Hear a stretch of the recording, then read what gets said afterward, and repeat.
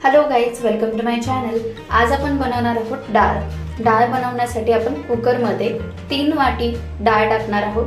तूर, मूग आणि मसूर ही मिक्स डाळ आपण याच्यामध्ये वापरलेली आहे। डाळ छान वॉश करून घ्यायची आहे। वॉश करून झाल्यानंतर त्याच्यामध्ये पाणी टाकायचं आहे। अर्धा चमचा हळद।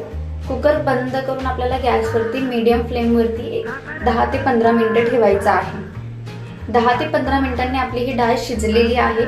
ती डाळ आपल्याला छान मिक्स करून घ्यायची आहे। मिक्स करून झाल्यानंतर आता आपण फोडणी टाकणार आहोत।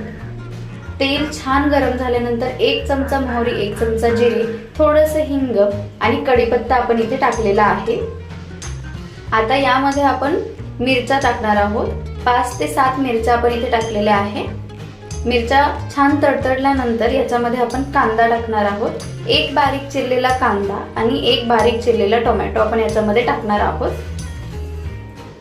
छान मिक्स करून झाल्यानंतर 2.5 चमचे मीठ, अर्धा चमचा हळद आणि अर्धा चमचा मिरची पावडर याच्यामध्ये आपण टाकणार आहोत। छान फोडणी मिक्स करून घ्यायची आहे।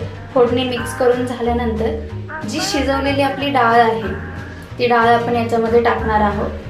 सगळी डाळ टाकून झाल्यानंतर तुमच्या अंदाजानुसार किती घट्ट किती पातळ तुम्हाला डाळ हवी आहे तसं त्याच्यामध्ये तुम्हाला पाणी टाकायचं आहे। पाणी टाकून झाल्यानंतर 15 ते 20 मिनिटं छान तिला उकळी येऊन द्यायची आहे। उकळी येऊन झाल्यानंतर तुम्ही थोडंसं तूप वगैरे त्याच्यावर टाकू शकता आणि अशा पद्धतीने तुमची ही डाळ तयार झालेली आहे।